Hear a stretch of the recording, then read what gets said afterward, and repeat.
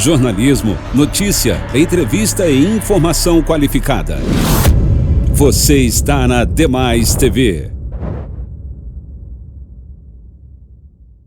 Como se trata de uma proposta de emenda à Constituição, a PEC dos precatórios teve que ser votada em 2 turnos pelo plenário do Senado. No início da tarde, a votação foi concluída. Votaram sim 61 senhoras e senhores senadores, não 10 senhoras e senhores senadores, 1 abstenção. Aprovada a proposta em segundo turno. Os precatórios são dívidas da União reconhecidas pela Justiça.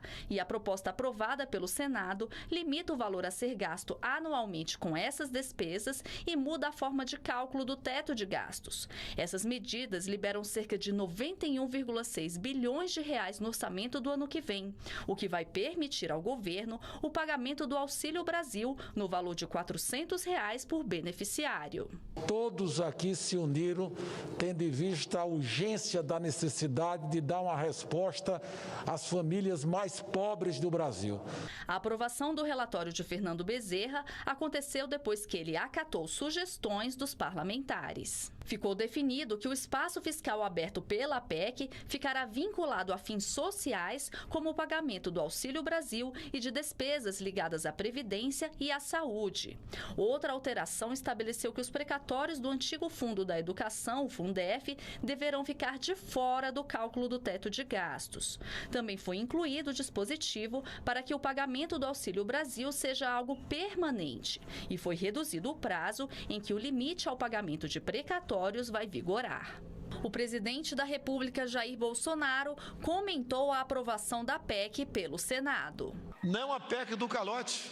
Quem tem para receber até R$600 mil, receberá.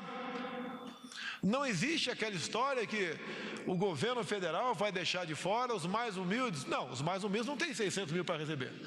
Vão receber. E quem tem dívida superior a isso, será então parcelada. Então ganha o Brasil. O Departamento de Energia dos Estados Unidos pretende armazenar o combustível nuclear irradiado em áreas por todo o país, tendo pedido que territórios se voluntariem para receber os resíduos radioativos. Atualmente, o combustível nuclear irradiado está armazenado em instalações de reatores que não concordam com armazenamento a longo prazo. A iniciativa da localização voluntária foi sugerida pela primeira vez pelo presidente Barack Obama, que contratou um painel de especialistas a fim de emitirem recomendações para a política futura de resíduos nucleares.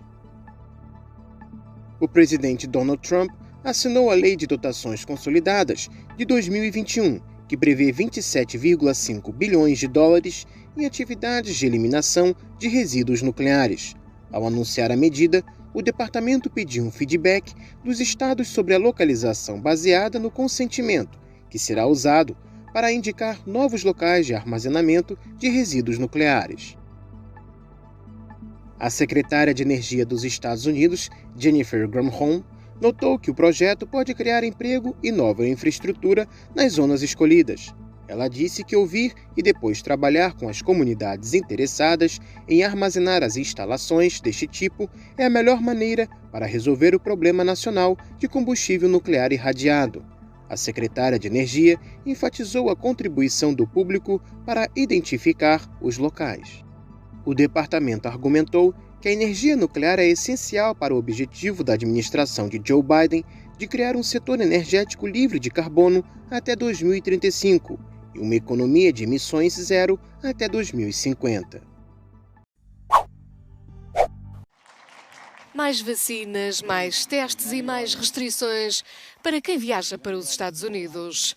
O presidente Joe Biden prepara o país para o inverno devido à velocidade de contágio da nova variante Omicron.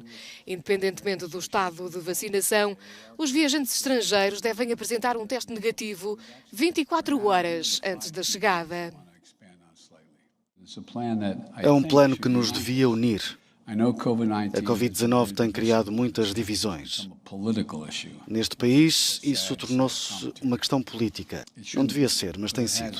Agora que avançamos para o inverno e enfrentamos o desafio desta nova variante, é um momento em que podemos deixar as divisões para trás.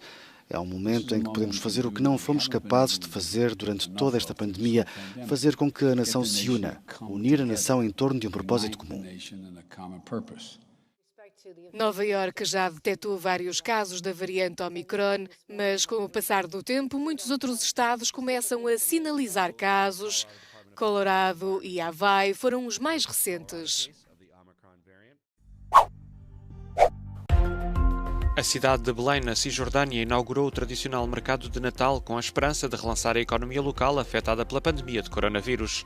A cidade bíblica recebe normalmente milhares de turistas e peregrinos pela ocasião, mas a situação económica degradou-se bastante devido aos quase 2 anos de fecho de fronteiras aos estrangeiros, decretado por Israel no início de março de 2020.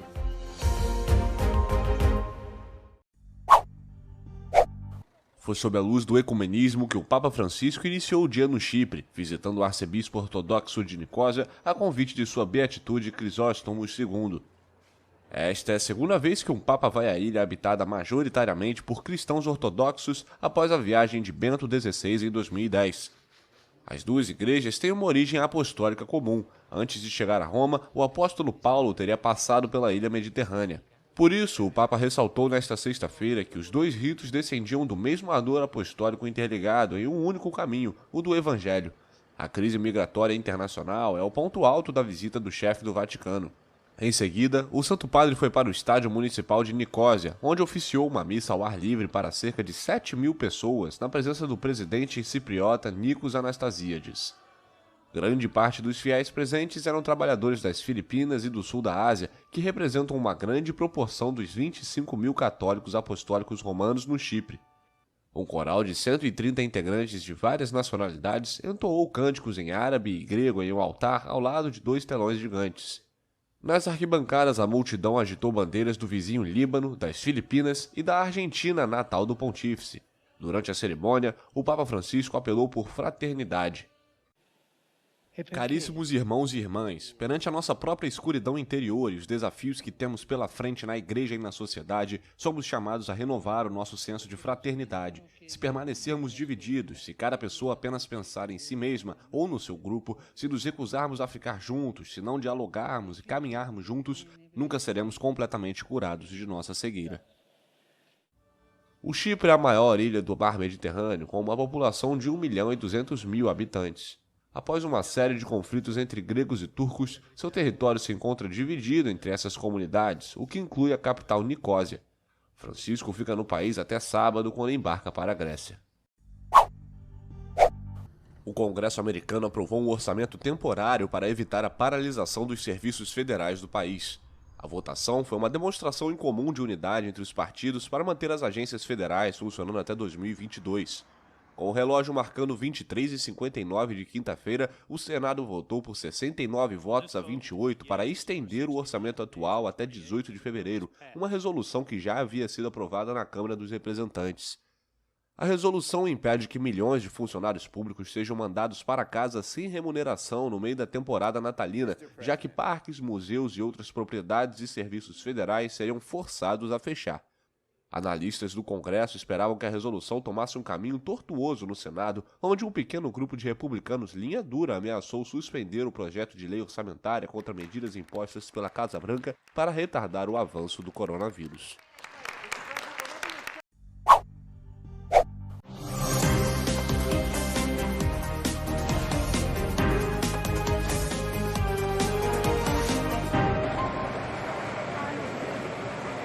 La crisis migratoria sigue desbordando a México. De acuerdo a la Comisión Mexicana de Ayuda a Refugiados, COMAR por sus siglas, de enero a octubre de 2021, el país ha recibido 108.195 peticiones de asilo, su mayor registro en la historia. La mayoría de estos migrantes están varados en la frontera sur de México, por lo que ahora han decidido salir nuevamente en caravanas ante la falta de atención de las autoridades para tramitarles sus papeles de estancia legal en el país. Queremos que nos ayuden, no nos ataquen, no nos amenacen, no nos maltraten, vienen niños, mujeres embarazadas, queremos que nos ayuden y vamos para la Ciudad de México para que nos den la tarjeta. Los activistas piden la ayuda del gobierno de Andrés Manuel López Obrador pues aseguran que los migrantes sufren no solo de una mala calidad de vida, sino de otros delitos como extorsión y hasta el secuestro. Los secuestros, las extorsiones, los robos a que se enfrentan los migrantes son simplemente opacidad. ¿Por qué? Porque esto tiene que hacerse notar más y más y ellos no pueden hacer las denuncias respectivas. Todo queda en el olvido, todo queda en el ni modos, ahí se queda. Los migrantes aseguran que quieren salir de la frontera sur de México porque ya no tienen dinero y quieren intentar obtener sus documentos en otros estados y así mejorar su calidad de vida. Nada, siempre vienen y no dicen nada, se van y por el desorden, no sé, pero nos queremos ir y nos tienen acá retenidos, no tenemos plata, estamos pasando hambre y no tenemos nada, queremos irnos. Nuevas caravanas están saliendo de Tapachula, Chiapas, con miles de migrantes que quieren una oportunidad de estancia legal en México para mantener a sus familias. Piden al gobierno federal la ayuda para obtener un empleo y no regresar a sus países de origen, de donde huyeron de la violencia y por la falta de oportunidades. Lizeth Cuello, Hispan TV, Chiapas, México.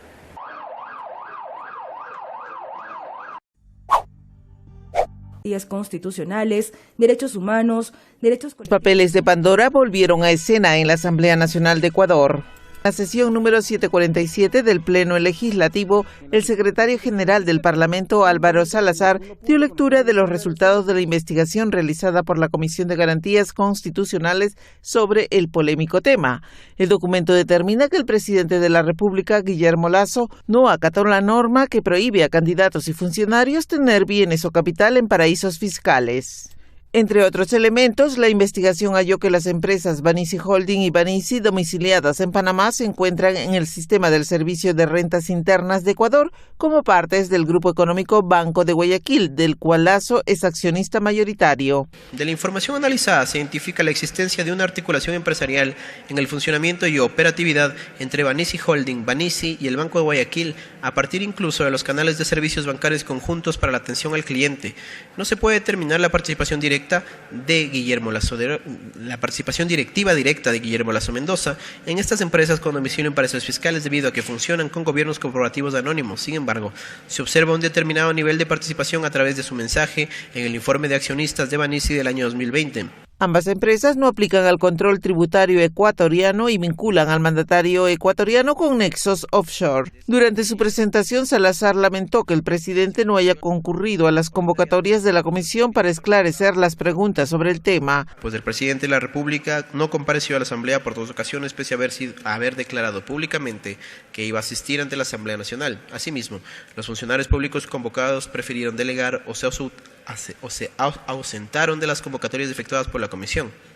El Pleno del Legislativo aplazó para el martes el debate y la votación del caso, que para muchos legisladores, especialmente de la bancada de Unidad por la Esperanza, constituye una grave crisis política y conmoción social. Nosotros sí pensamos, y esa es la postura de la izquierda democrática, que el presidente de la República tiene que acudir acá al Pleno de la Asamblea Nacional para que conteste. Si bien es cierto el escenario de Pandora Papers que puso en vilo al mundo entero, no solo al Ecuador, puede ser un escenario de conmoción. No sé si se enmarca en nuestro marco constitucional.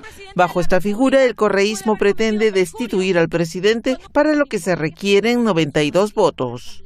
Nancy Lo, con información de Mino José Inzadeh, Hispan TV Noticias. Gracia Costa, 24 horas.